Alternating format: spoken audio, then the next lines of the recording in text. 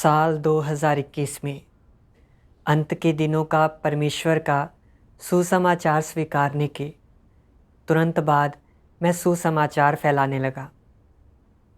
एक बार मैंने 20 से अधिक साथियों को उपदेश सुनने बुलाया। सर्वशक्तिमान परमेश्वर के वचन पढ़कर और अंत के दिनों के उसके कार्य की संगति और उसकी गवाही के ज़रिए अंततः उन सब ने सर्वशक्तिमान परमेश्वर को स्वीकार लिया। मैं बहुत खुश था और मुझ में सुसमाचार फैलाना जारी रखने की आस्था थी। सुसमाचार फैलाना शुरू करने के कुछ ही समय बाद मेरी पलटन का लीडर मुझे सताने लगा।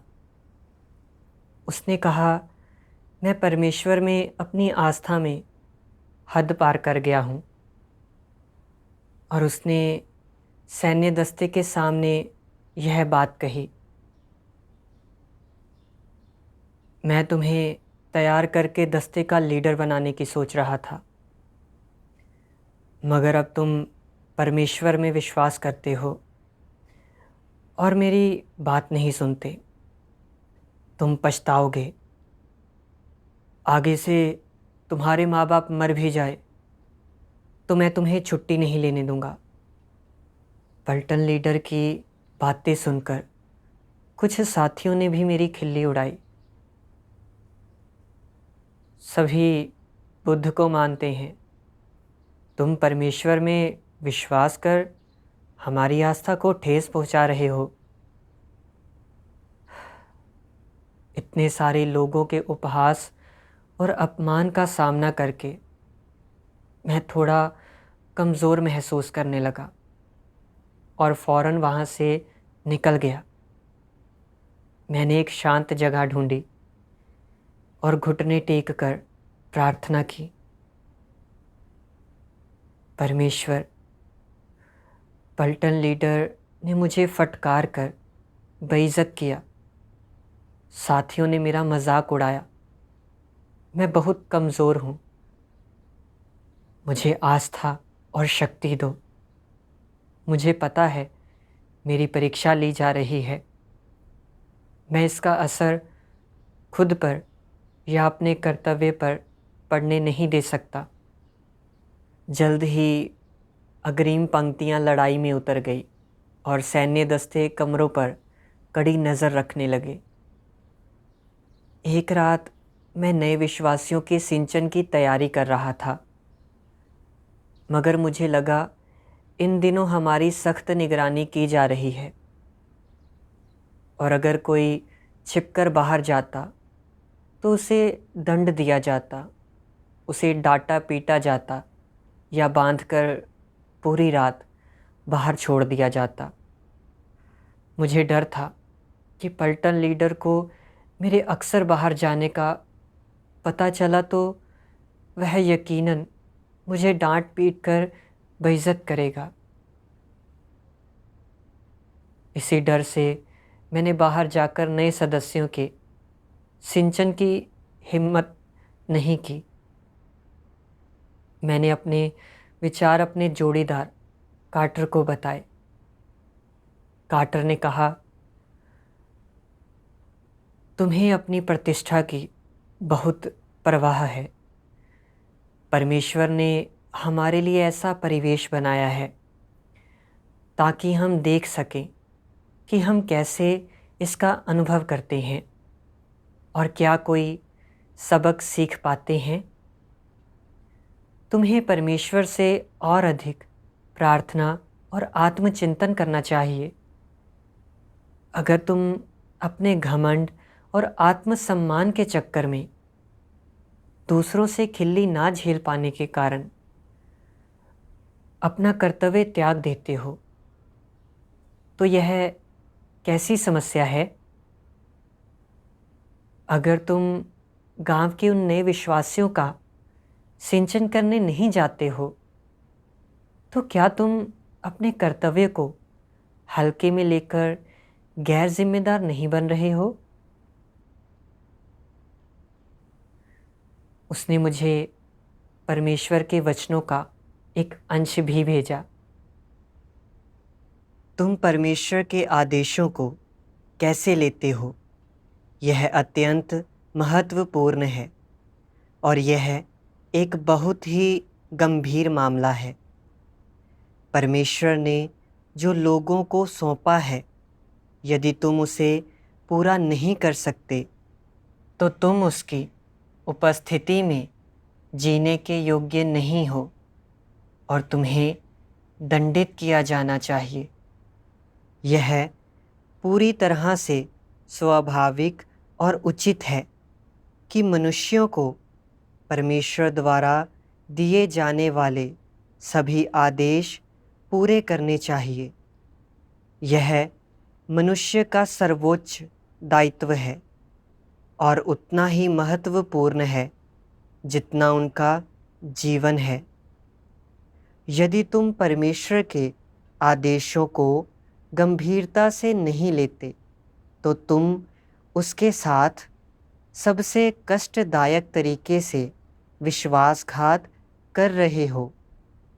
इसमें तुम यहूदा से भी अधिक शोचनीय हो और तुम्हें शाप दिया जाना चाहिए। परमेश्वर के सौंपे हुए कार्य को कैसे लिया जाए?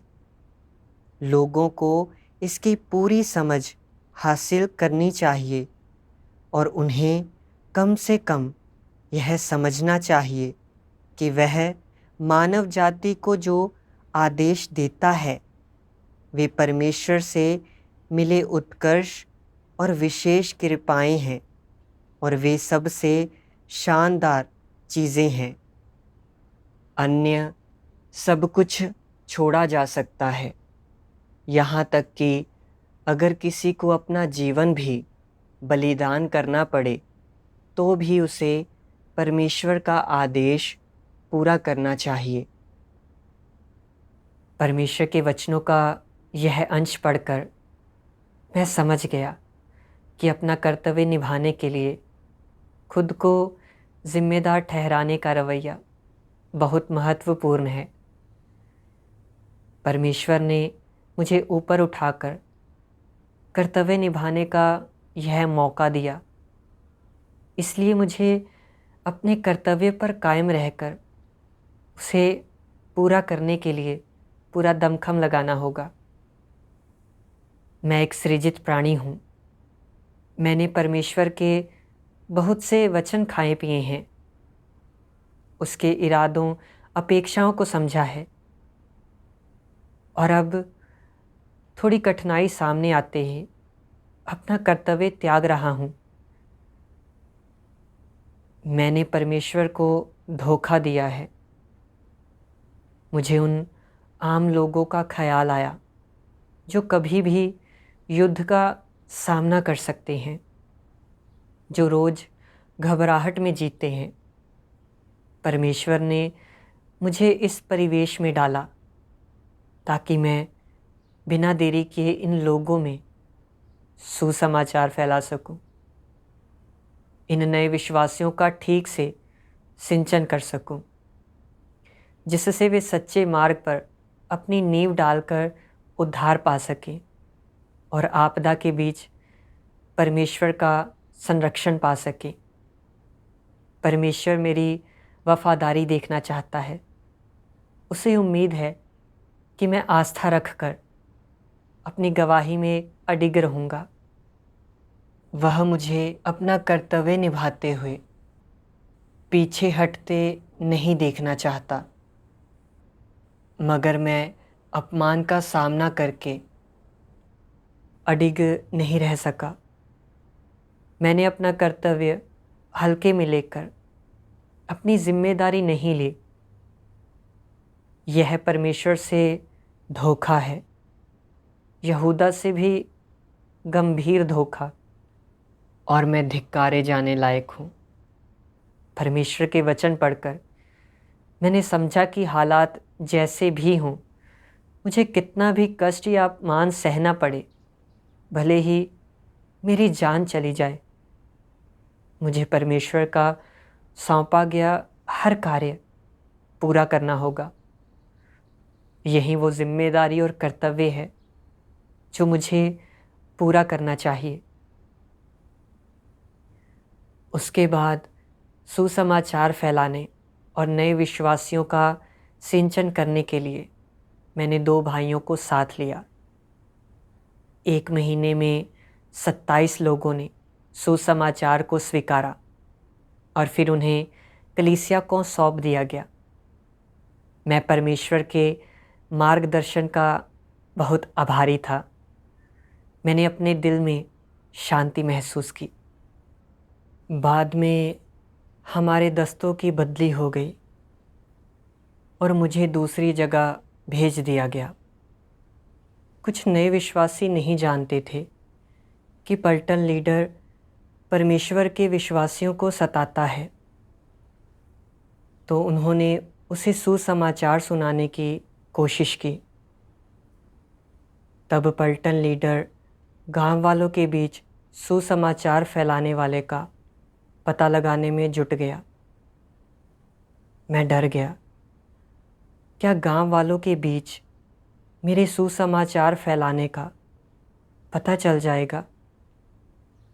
क्या दस्ते का लीडर मुझे गिरफ्तार कर जेल भेज देगा?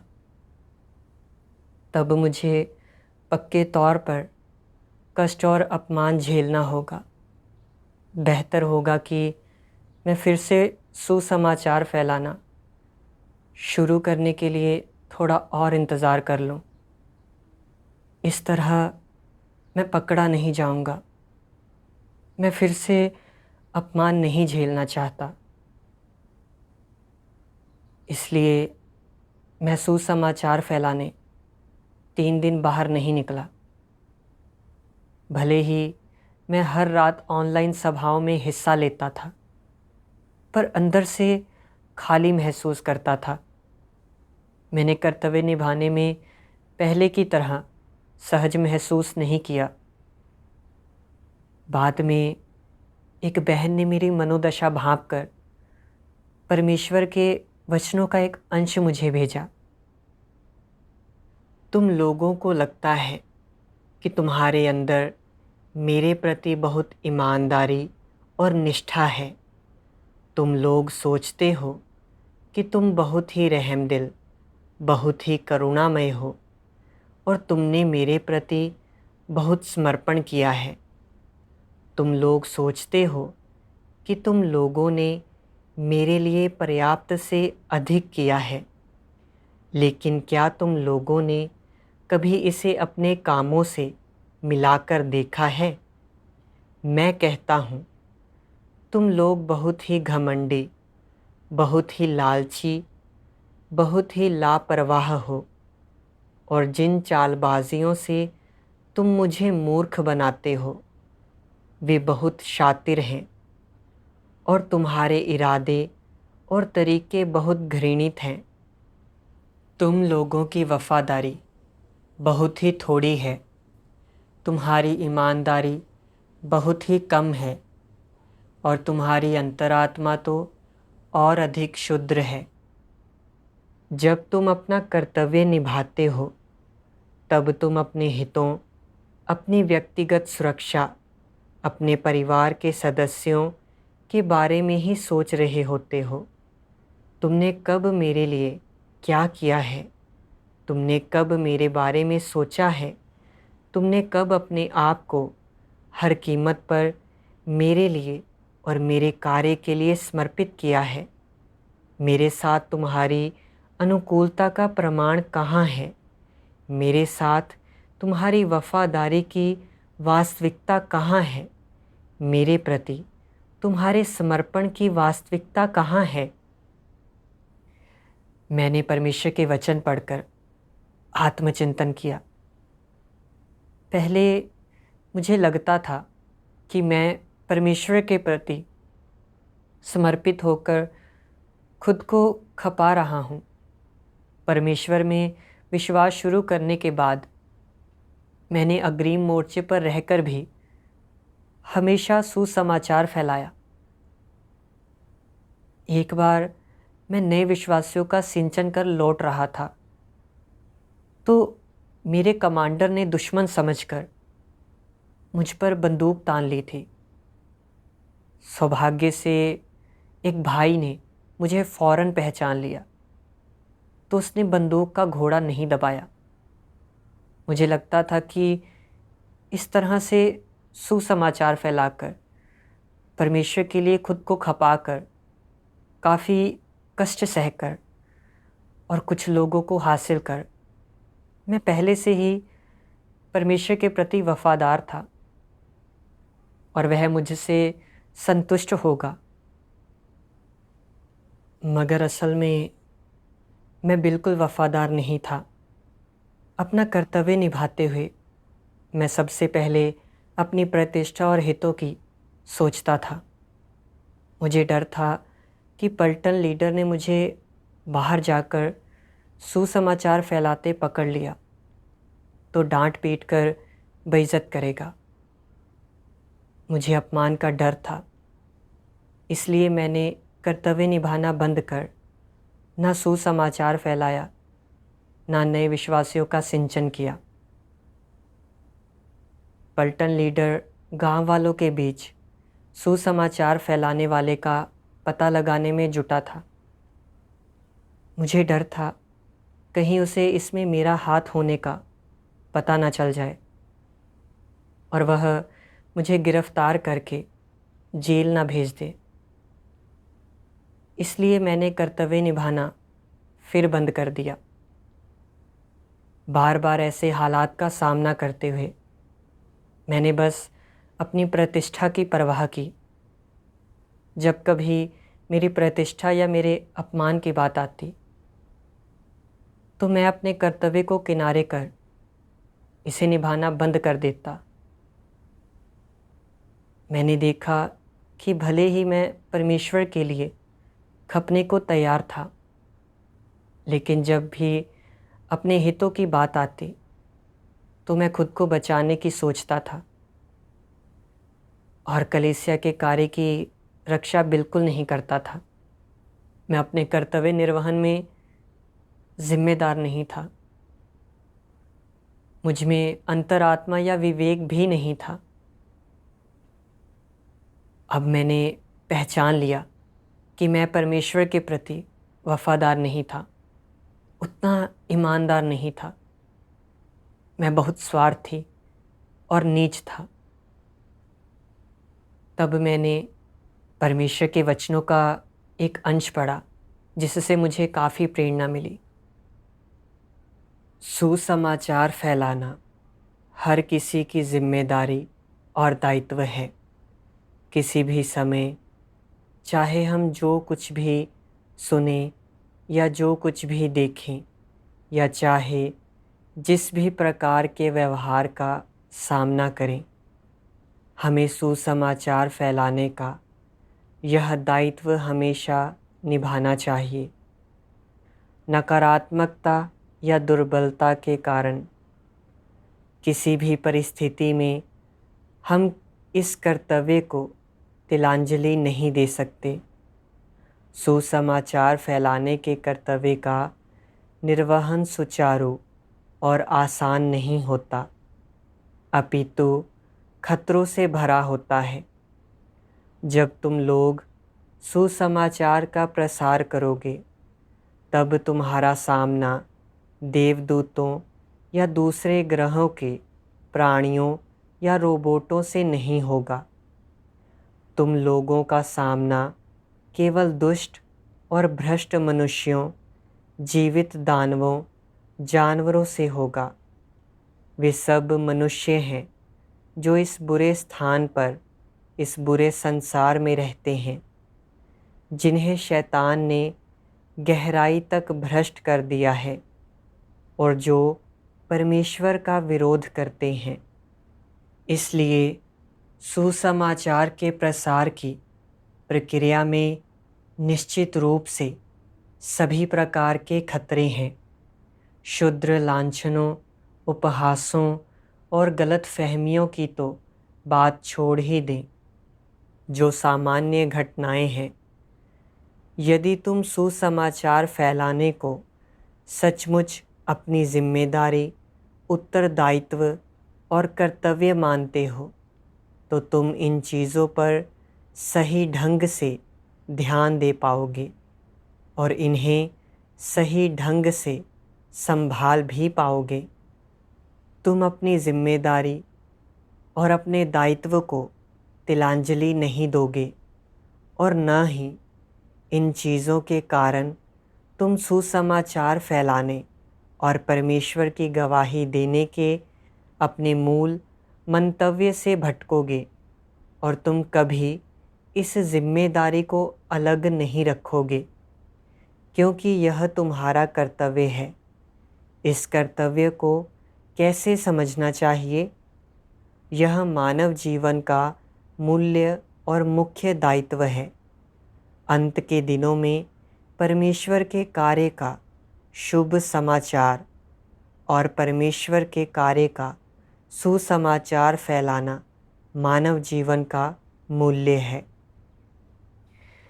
परमेश्वर के वचन पढ़कर मैंने समझा कि सुसमाचार फैलाना कोई आसान काम नहीं है। हम भ्रष्ट मानव जाति से पेश आ रहे हैं, इसलिए सुसमाचार फैलाते हुए हम तमाम खतरों का सामना करेंगे ही, जैसे कि मारपीट, डांट फटकार, अपमान, उपहास और बदनामी। इन्हें टाल नहीं सकते। सुसमाचार फैलाना परमेश्वर के सभी विश्वासियों का अटल कर्तव्य है। चाहे जो जुल्म सहने पड़े, चाहे दूसरे जैसे भी बेइज्जत करें या खिल्ली उड़ाएं, कोई भी अपना कर्तव्य नहीं छोड़ सकता। और संकट की घड़ी आने पर व्यक्ति को परमेश्वर तभी याद रखेगा जब वह अपना कर्तव्य अच्छे से निभाता हो। परमेश्वर ने मुझे जो कर्तव्य और जिम्मा सौंपा है वह अत्यंत महत्वपूर्ण है। मुझे अपना घमंड और आत्मसम्मान छोड़ना चाहिए और सुसमाचार फैलाकर परमेश्वर की गवाही देते रहना चाहिए। और भी ज़्यादा लोगों को परमेश्वर के समक्ष लाकर अपनी जिम्मेदारी निभाते रहनी चाहिए। परमेश्वर की गवाही देकर शैतान को अपमानित करने का यही सबसे अच्छा तरीका है। पलटन लीडर चाहे मुझे कितना भी फटकारे या अपमानित करे, साथ ही मेरा कैसे भी मजाक उड़ाएं, भले ही वे मुझे किसी पेड़ से बांधकर लटका दें, फिर भी मुझे सुसमाचार फैलाकर परमेश्वर का गवाह बनना होगा।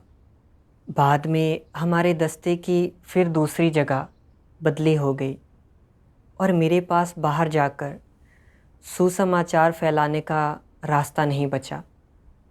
तो मैं अपने कई सैनिक भाइयों के बीच ऑनलाइन सुसमाचार फैलाने लगा। मैंने फ़ोन पर एक ग्रुप बनाकर इन भाइयों को उससे जोड़ दिया। एक बार जब मेरा ध्यान कहीं और था, पलटन लीडर ने अचानक मेरा फ़ोन ले लिया और मुझसे कहा, अगर तुम लिखित हल्फनामा देकर साबित करो कि तुम परमेश्वर में विश्वास नहीं करते तो मैं फ़ोन लौटा दूंगा।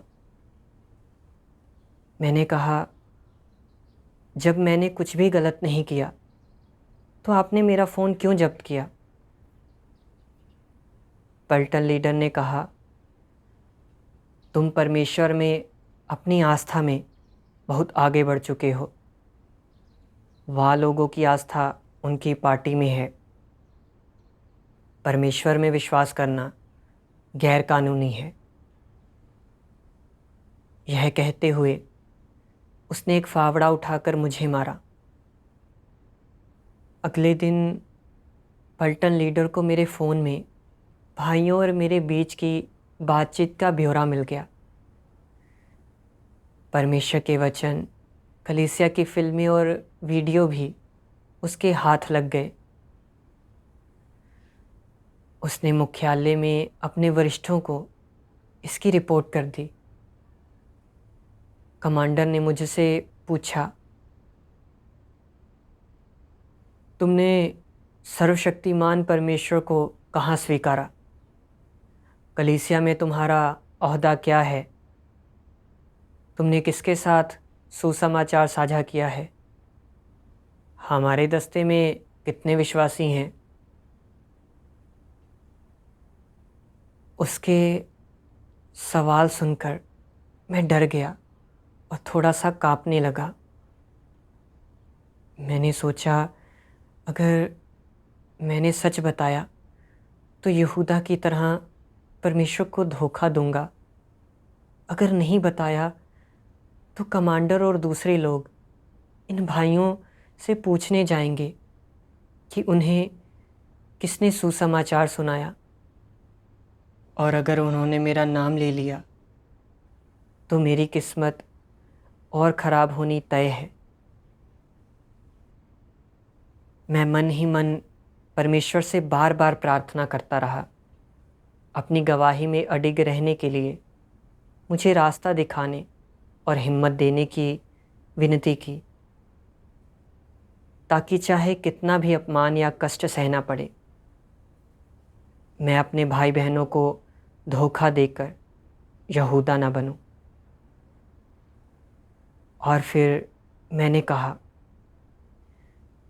सर्वशक्तिमान परमेश्वर में मेरी आस्था का मतलब सभाएं करना और परमेश्वर की आराधना करना है। उसके बाद मैंने उनके एक भी सवाल का जवाब नहीं दिया। अंत में उन्होंने मुझे वापस भेजकर कैद खाने में डाल दिया। उन्होंने मेरे और 3 अन्य लोगों के पैर एक साथ बांध दिए। खाते, सोते और टॉयलेट जाते हुए भी हम चारों एक साथ होते। चलना फिरना भी मुश्किल था। मेरा दिल थोड़ा कमज़ोर पड़ने लगा। मुझे कैद खाने में डालकर हथकड़ी और बेड़ियां लगा दी गई हैं। नास्तिक साथी मुझे देखकर क्या सोचेंगे? क्या वे भी यही कहेंगे कि मैं परमेश्वर में अपनी आस्था में बहुत आगे बढ़ गया था? ये बातें सोचकर मुझे शर्मिंदगी हुई और लगा कि मेरी प्रतिष्ठा धूल में मिल गई। मैं मानसिक रूप से टूटने के कगार पर था। मैं इस माहौल से बाहर निकलने में परमेश्वर की मदद चाहता था। अब और इस तरह अपमानित नहीं होना चाहता था। खाना खाते समय भी हथकड़ियाँ लगी होती थी और दूसरे सैनिक मेरा मजाक उड़ाते। तुम अपने परमेश्वर से हथकड़ियाँ खोल देने के लिए क्यों नहीं कहते? मैं सिर झुकाकर खाना खाता। ऊपर देखने की हिम्मत नहीं होती थी। मन ही मन प्रार्थना करता रहता, परमेश्वर, मैं कष्ट में हूँ। मेरा आध्यात्मिक कद बहुत छोटा है। मुझे रास्ता दिखाओ, आस्था और शक्ति दो, ताकि मैं अपमान का सामना कर सकूं। प्रार्थना करके मैंने खुद को अधिक मजबूत पाया। मुझे एक भजन याद आया, अपनी पसंद पर अफसोस नहीं। जब शैतान द्वारा ईसाइयों की गिरफ्तारी और यातना अत्यधिक वहशी हो गई, जब शहर अंधेरे खौफ में होता है और मैं जहाँ भाग सकूं वहाँ भागूंगा, जब निर्दयतापूर्वक मानवाधिकारियों का हनन होता है, जब मेरी एकमात्र साथी एक लंबी दर्द भरी रात होगी, तब मैं परमेश्वर में अपने विश्वास से डिगूंगा नहीं। ना ही मैं सृष्टिकर्ता सच्चे परमेश्वर को कभी धोखा दूंगा। हे सर्वशक्तिमान सच्चे परमेश्वर, मेरा हृदय तुझे अर्पित है। कारागार सिर्फ मेरे जिस्म पर पाबंदी लगा सकता है, यह मेरे कदमों को तेरा अनुसरण करने से नहीं रोक सकता। दुखदाई कष्टों में, पथरीले रास्तों पर तेरे वचनों के मार्गदर्शन मेरा दिल निर्भय रहता है। तेरे प्रेम के संग मेरा दिल परितृप्त रहता है। जब शैतानों व दानवों का विध्वंसकारी अत्याचार अधिक गंभीर होता जाता है, जब भयानक पीड़ा मुझे बार बार सताएगी, जब जिस्म की पीड़ा अपनी हद तक पहुंचने वाली होगी, आखिरी पल में जब मेरी जान जाने वाली होगी, मैं बड़े लाल अजगर से कभी हार नहीं मानूंगा। मैं कभी परमेश्वर की शर्मिंदगी का निशान यहूदा नहीं बनूंगा। हे सर्वशक्तिमान सच्चे परमेश्वर, मैं आखिरी सांस तक तेरे प्रति निष्ठावान रहूंगा। शैतान सिर्फ मेरे जिस्म को यातना देकर उसे नष्ट कर सकता है। यह मेरी आस्था और तुम्हारे लिए मेरे प्रेम को नष्ट नहीं कर सकता। जीवन और मृत्यु सदा तेरे प्रभुत्व में रहेंगे। मैं तेरी गवाही देने के लिए सब कुछ त्याग दूंगा। अगर मैं तेरी गवाही देकर शैतान को शर्मिंदा कर सकूं, तो मैं बिना शिकायत के जान दे दूंगा। इस जीवन में मसीह का अनुसरण और परमेश्वर को प्रेम करने का अनुशीलन करना मेरे लिए कितने सम्मान की बात है। पूरे दिल और आत्मा से मुझे परमेश्वर के प्रेम का प्रतिदान देना चाहिए। परमेश्वर की गवाही देने के लिए मैं सब कुछ त्यागने को तैयार हूँ। जब तक मैं जिंदा हूँ, परमेश्वर के प्रति अपने पूरे अस्तित्व के समर्पण की अपनी पसंद पर मुझे कभी अफसोस ना होगा। इस गीत ने मुझे आस्था दी। दूसरे लोग मुझसे चाहे जो सलूक करें, मैं परमेश्वर को धोखा नहीं दे सकता। परमेश्वर का अनुसरण मेरी ऐसी पसंद है जिस पर मुझे ताउम्र अफसोस नहीं होगा। मुझे अपनी प्रतिष्ठा को भूलकर परमेश्वर की गवाही में अडिग रहने के लिए सब कुछ दांव पर लगाना होगा। पहले मुझे हमेशा यही लगता था कि परमेश्वर के विश्वासी के रूप में कष्ट सहना अपमान की बात है, मगर फिर मुझे परमेश्वर के वचनों का एक अंश याद आया जिसने मेरा नज़रिया बदल दिया। तुम सृजित प्राणी हो, तुम्हें निस्संदेह परमेश्वर की आराधना और सार्थक जीवन का अनुसरण करना चाहिए। यदि तुम परमेश्वर की आराधना नहीं करते हो, बल्कि अपनी अशुद्ध देह के भीतर रहते हो, तो क्या तुम बस मानव भेष में जानवर नहीं हो?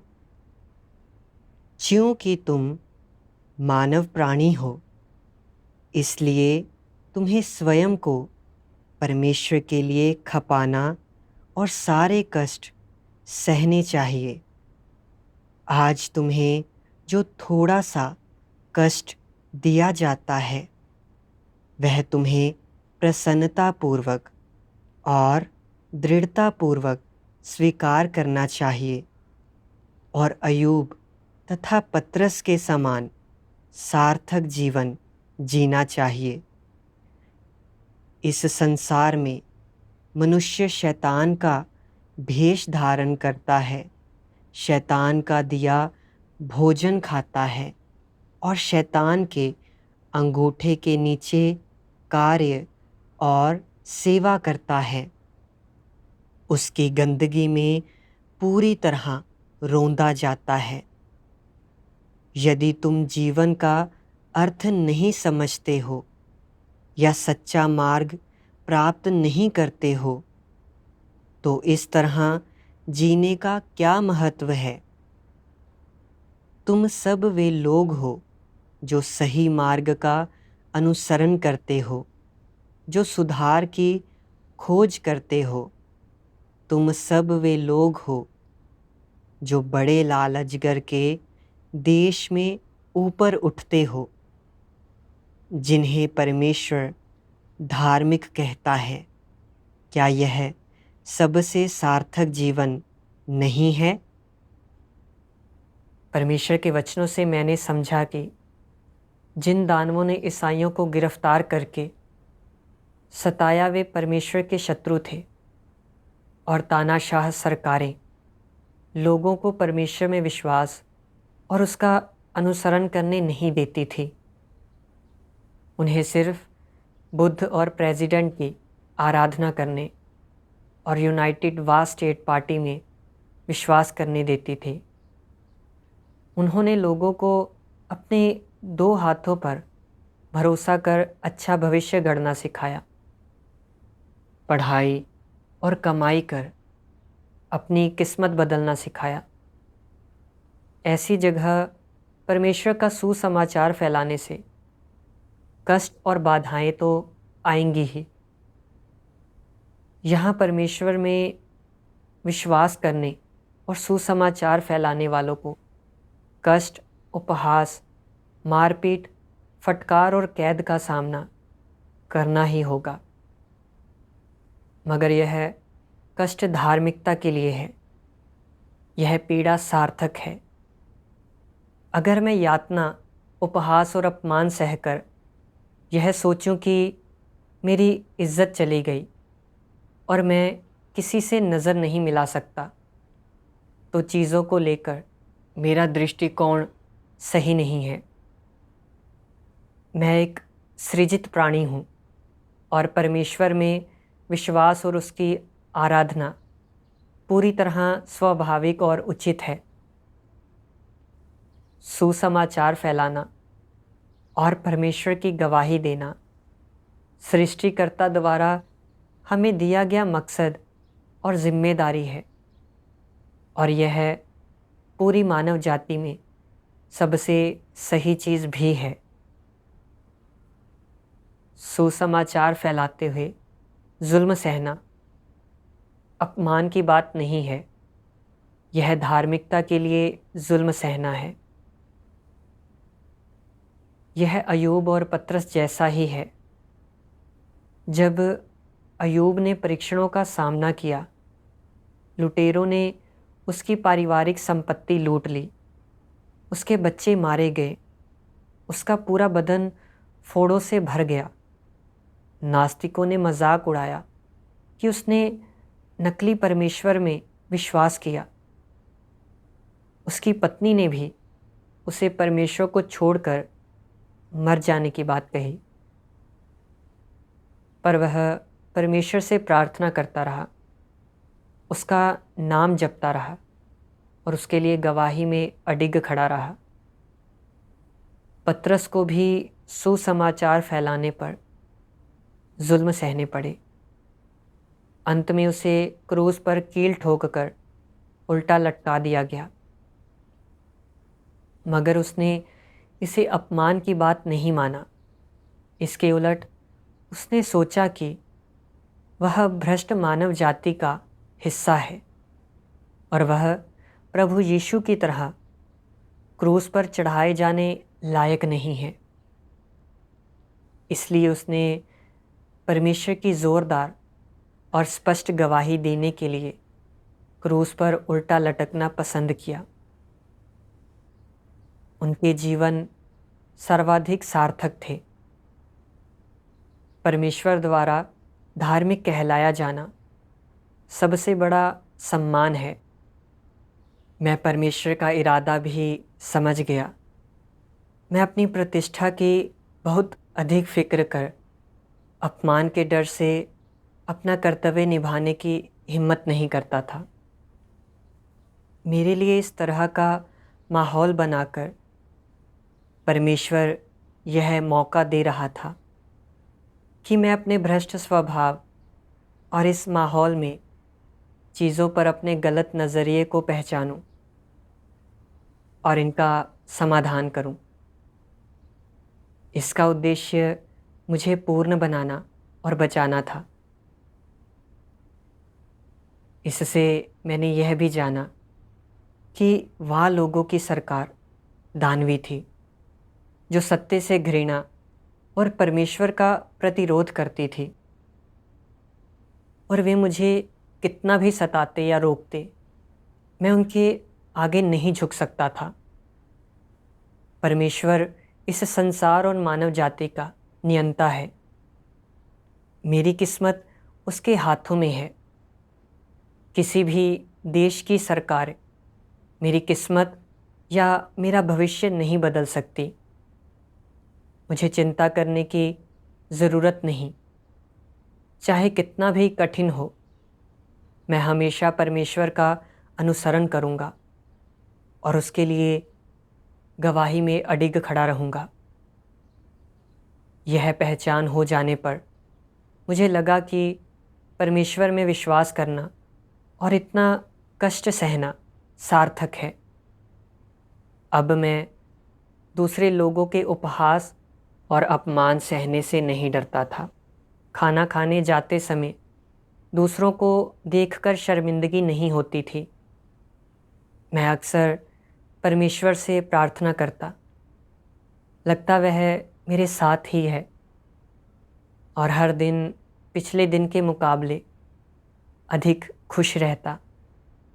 करीब 15 दिन की कैद के बाद पता चला कि मुझे कोविड-19 का संक्रमण हो गया है।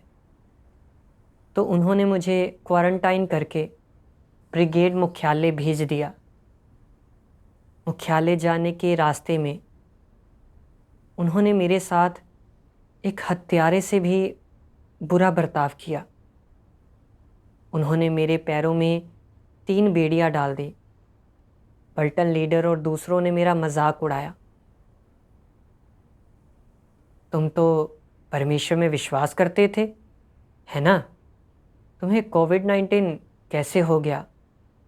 तुम तो कहते थे कि परमेश्वर है, पर असल में इस संसार में कोई परमेश्वर नहीं है। ये बातें सुनकर अब मैंने उतना कमज़ोर महसूस नहीं किया। पलटन लीडर और दूसरे लोगों ने मेरा कितना भी मजाक उड़ाया, दूसरे लोगों ने कैसे भी बर्ताव किया, मैं समर्पण के लिए तैयार था। फिर पलटन लीडर ने कहा कि वह मुझे सुरक्षा सेक्शन वाले कैद खाने भेज रहा है। मेरे दिल में भय की लहर दौड़ गई, क्योंकि सुरक्षा सेक्शन में बहुत सख्ती थी। मुझे जेल में अपमानित होने का भी डर सता रहा था। यही नहीं, अगर मैं जेल में रहा तो घर नहीं जा पाऊंगा। उस दौरान मुझे एक कमरे में बंद करके रखा जाता था। मेरे पास फ़ोन नहीं था। मैं परमेश्वर के वचन नहीं पढ़ सकता था। वहाँ एक गिटार रखा था और मैं बस गिटार बजाकर भजन गा सकता था। मैं परमेश्वर के वचन पढ़ने को तड़प रहा था। मैंने उससे प्रार्थना कर रास्ता दिखाने की विनती की। कई दिन बाद मैंने भाई इवान से फ़ोन मांगकर उस पर एक फ़िल्म देखी, मेरी कहानी हमारी कहानी। उस फिल्म में कुछ भाइयों को परमेश्वर में विश्वास करने और सुसमाचार फैलाने के कारण चीनी कम्युनिस्ट पार्टी ने गिरफ्तार कर लिया था। उन्हें बुरी तरह यातना देकर सताया गया था और कई लोगों ने उनका अपमान किया था। उन्हें जेल की सज़ा हुई और वे कई साल कैद में रहे। कुछ तो 10 साल से भी ज़्यादा समय कैद रहे। उन्हें कोई आज़ादी नहीं थी। हर दिन बहुत ज़्यादा काम कराया जाता, मगर जेल में भी वे परमेश्वर से प्रार्थना कर पा रहे थे, एक दूसरे को परमेश्वर के वचन सुना पा रहे थे। उनमें परमेश्वर के प्रति समर्पण का रवैया था। उन्हें पता था कि वे जीवन के सही मार्ग पर चल रहे हैं। उन सब में आस्था थी और वे परमेश्वर के लिए अपनी गवाही में अडिग रहे। जब मैंने उन्हें परमेश्वर के वचन पढ़ते हुए सुना तो काफ़ी प्रेरणा मिली। मैंने उनकी काफ़ी प्रशंसा की। इतने कष्ट सहकर भी वे अपनी आस्था में परमेश्वर का अनुसरण करने और कभी पीछे ना हटने को लेकर दृढ़ थे। एक मैं था जो दूसरों से अपमान, मार और फटकार झेलते समय अडिग नहीं रह पाया। मैं जेल भेजे जाने से डर गया। जरा सा कष्ट सहते ही अपनी इच्छा शक्ति खो बैठा। मैं चाहता था ऐसे माहौल से मुक्त होने में परमेश्वर मेरी मदद करे। मुझे लगा मैं परमेश्वर का ऋणी हूँ।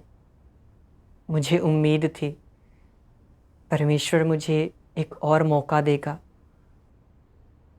मैं चाहे कितने ही साल जेल में रहूं और चाहे मुझे कितना भी अधिक अपमान सहना पड़े, मैं समर्पित होकर इसका सामना करूंगा।